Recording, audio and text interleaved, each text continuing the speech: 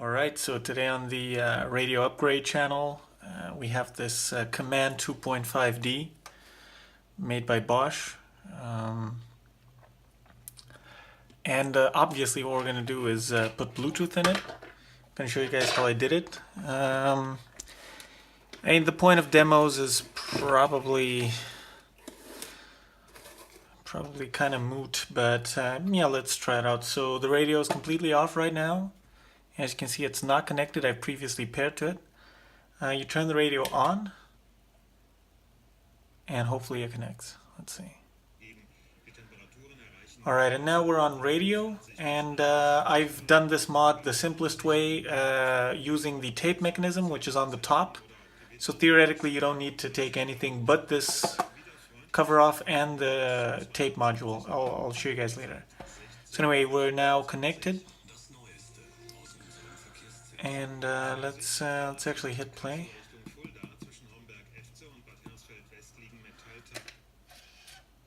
And this should be working.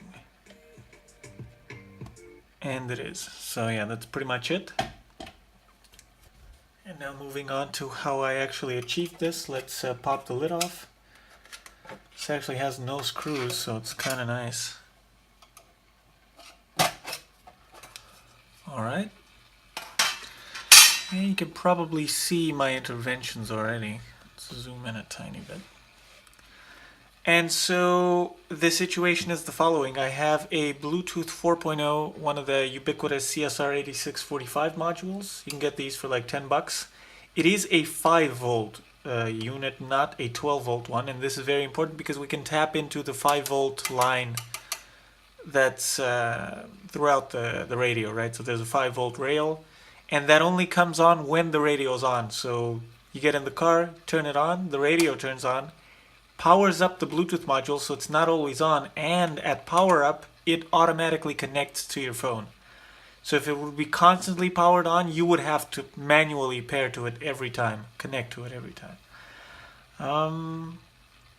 There's a slight issue as with the other ones, which I've noticed quite recently. They stop after half an hour. So the older ones stop after 1 hour, and this one stops after half an hour. This one actually beeps a bit before, so I'm thinking there might be something on the menus. I actually can't get the screen to work on this one because, I don't know, this is a clusterfuck. So this is basically 2 complete units. There's actual metal cans here and here. So each of them has a can. So these are 100% independent modules. The level of integration is basically negative on this one. So this radio probably could have cost half the money if they would have had one team doing everything anyway. So there's, I think, 4 layers of boards in the radio section, and then this is the CD/navigation/computer part, which has this weird ass connector, which I obviously don't have, and the fiber optic connection. And its own separate fuse, so it's like completely independent. We don't need the radio anymore.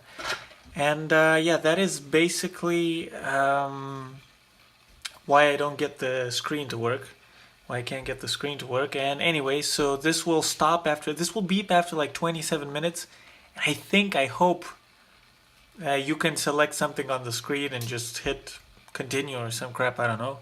If not, you just select tape again, and you have like a little 1 minute, not 1 minute, like 10-second pause every time you get your music interrupted. It's not optimal, but it's the best that can be done. And the client I've done this for also wanted an aux-in jack. I actually ordered some proper ones from China, but this is just off of a TPA 3116 amp that fried. So, but this is going to be behind the dash anyway, so it's not a problem.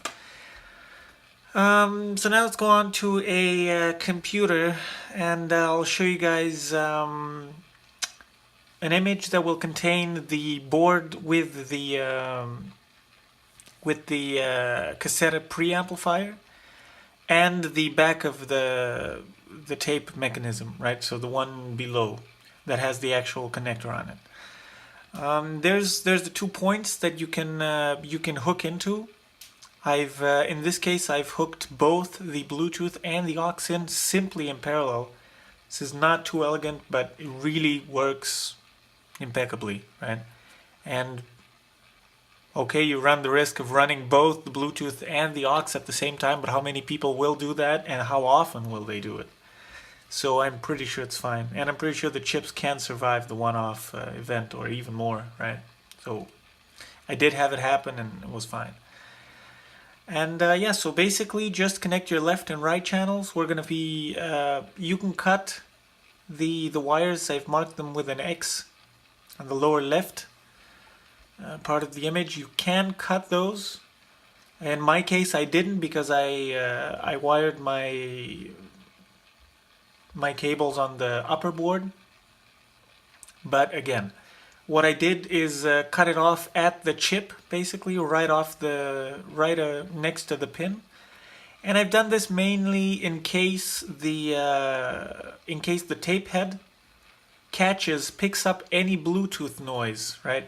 Because that is quite likely, right? It is a coil in that head, and the Bluetooth module does spew out quite a powerful signal, right? Especially given that it's in this can, it will probably go to the highest transmit power. And obviously, right, the front is transparent because it's plastic. And that's pretty much it, right? So I suggest disconnecting the original signal, the original, right, disconnecting the cassette preamplifier. What you want to do is most likely be on the left side of those two capacitors. So there's two capacitors. I'll mark them with an arrow in editing. You want to probably be on the, right on the, I don't know, yeah, how would you call that? On the cassette preamp side, anyway. And with that out of the way, yeah, that's pretty much all. Any questions, leave them down in the comments.